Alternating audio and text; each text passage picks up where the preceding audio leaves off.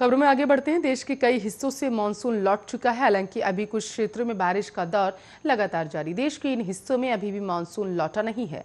मौसम विभाग की ओर से मिली जानकारी के मुताबिक अगले 2 से 3 दिनों तक महाराष्ट्र और गोवा में बारिश की संभावना है। मौसम विभाग ने यह भी बताया है कि आज अंडमान और निकोबार आइसलैंड्स में भारी बारिश देखने को मिल सकती है।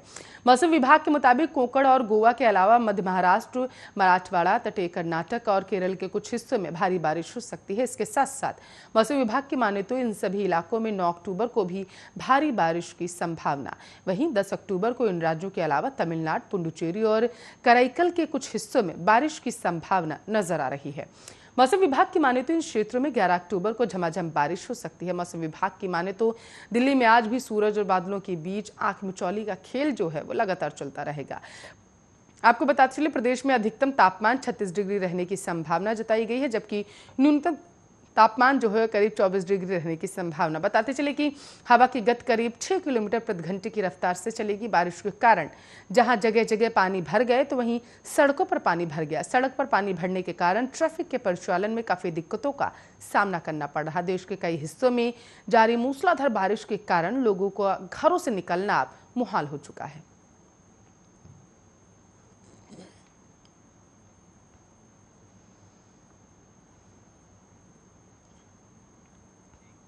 तो बॉलीवुड अभिनेता शाहरुख खान के बेटे आर्यन खान से जुड़े क्रूज ड्रग केस में आज फिर से 8 लोगों को अदालत में पेश किया जाएगा। आज कोर्ट इस मामले में तय करेगी कि आर्यन खान समेत इन लोगों को बेल मिलेगी भी या फिर नहीं। कार्डेलिया क्रूज पर कथित रेप पार्टी मामले में गिरफ्तार किए गए सुपरस्टार शाहरुख खान के बेटे आर्यन खान को 1 दिन की कस्टडी खत्म होने के बाद गुरुवार को फिर से कोर्ट में पेश किया गया था। इसके बाद कोर्ट आज तय करेगा कि उन्हें रिहा किया जा भी सकता है या फिर नहीं। फिर एक बार उनसे कस्टडी हो सकता है बढ़ जाए। ड्रग केस में फंसे अभिनेता शाहरुख खान के बेटे आर्यन खान आपको बताते चले 7 अक्टूबर तक नारकोटिक्स कंट्रोल ब्यूरो की कस्टडी में है। उनके वकील सतीश मान शिंदे जल्द से जल्द आर्यन की जमानत दिलाने की कोशिशों में लगे हुए हैं। आज इस मामले की फिर से सुनवाई होनी है। ऐसे में अब सवाल ये उठता है कि क्या वो आर्यन को जमानत दिलवा पाएंगे या फिर नहीं। आपको बताते चले, एनसीबी ने कोर्ट के सामने दलीलें दी कि आर्यन खान की व्हाट्सएप चैट से खुलासा हुआ कि वह विदेशी ड्रग पेडलर के भी संपर्क में थे। एनसीबी ने कोर्ट को बताया कि अमेरिका की दक्षिण कैलिफोर्निया की यूनिवर्सिटी में पढ़ाई के दौरान भी ड्रग का सेवन उन्होंने किया था। इसलिए इस ड्रग्स मामले की जांच अंतर्राष्ट्रीय एंगल से भी किए जाने की जरूरत है। आखिर में अदालत ने आर्यन खान और अन्य 7 आरोपियों को 7 अक्टूबर तक एनसीबी की हिरासत में भेज दिया था।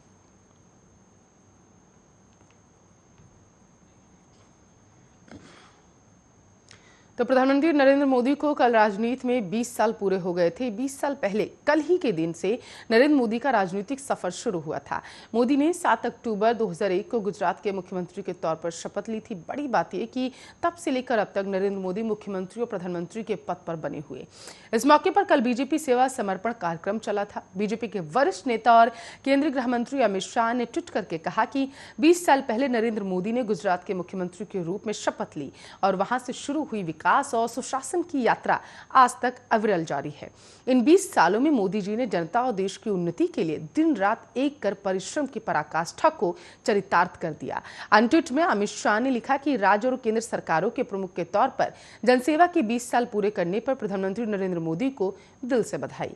गरीब कल्याण और अंत्योदय को समर्पित इन 20 सालों में मोदी जी ने अपनी दृढ़ इच्छा शक्ति और समय से आगे की सोच से असंभव को भी संभव कर दिखाया। वहीं दूसरी तरफ आपको बताते चले, बीजेपी के राष्ट्रीय अध्यक्ष जेपी नड्डा ने कहा, राज्य और केंद्र सरकार के मुखिया के रूप में जनसेवा के 20 साल पूरे करने पर मैं आज देश के सर्वोच्च नेता प्रधानमंत्री नरेंद्र मोदी को दिल की गहराइयों से अनंत बधाई देता हूं।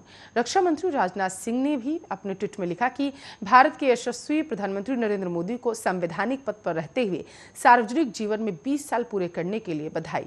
यह अखंड 20 साल लोक कल्याण के प्रति समर्पित होने के साथ साथ निष्कलंक भी रहे हैं और उसके साथ साथ उनकी लोकप्रियता निरंतर ही बढ़ती जा रही है। आगे भी ऐसे ही बढ़ती रहे, इसकी शुभकामनाएं।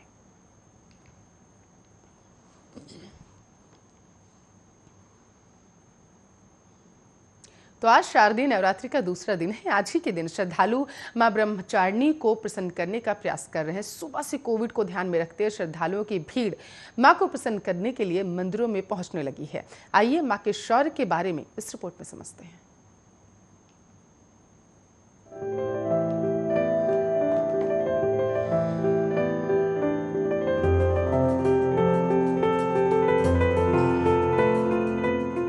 ब्रह्मचारिणी देवी की पूजा नवरात्र के दूसरे दिन की जाती है और आज वह शुभ दिन है जब श्रद्धालु मां को प्रसन्न कर रहे हैं। देवी ब्रह्मचारिणी का स्वरूप ज्योतिर्मय है। ये मां दुर्गा की 9 शक्तियों में से दूसरी शक्ति मानी जाती है।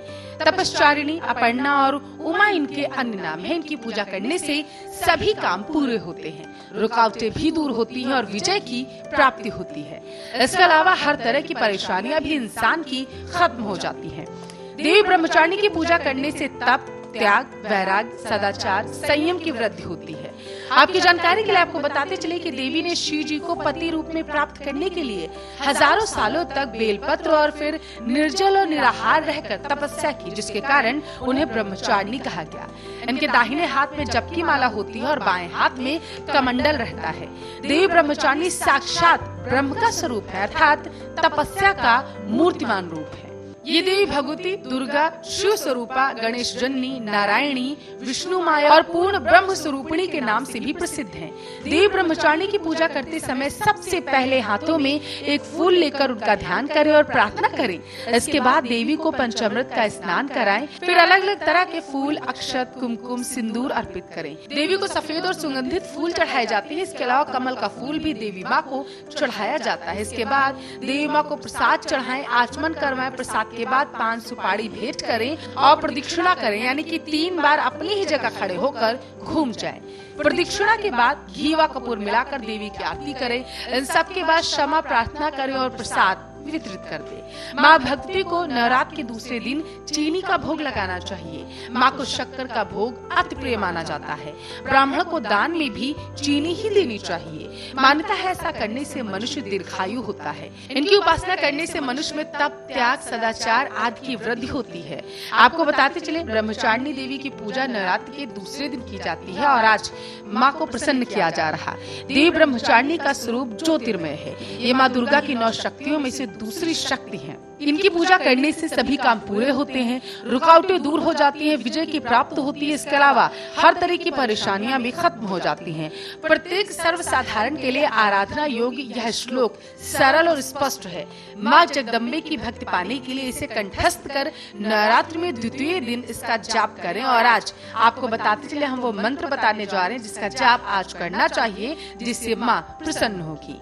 या देवी सर्वभूतेषु माँ ब्रह्मचारिणी रूपेण संस्थिता नमस्तस्ये नमस्तस्ये नमस्तस्ये नमो नमः।